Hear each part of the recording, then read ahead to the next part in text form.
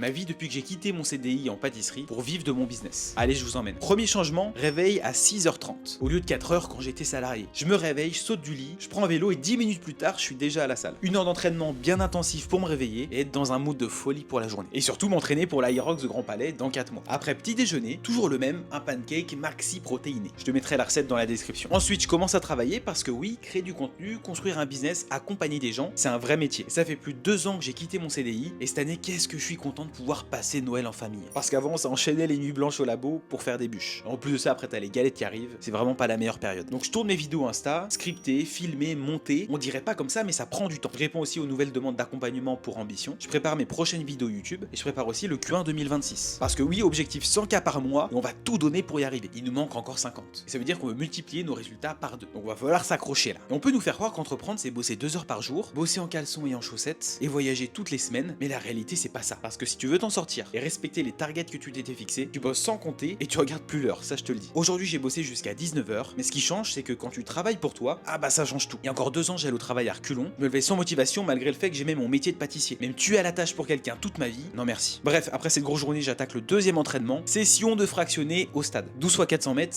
ça a bien piqué. Et entre le business et le sport, je le sens bien 2026. Alors abonne-toi si tu suis la vie d'un ancien pâtissier qui a lancé son business.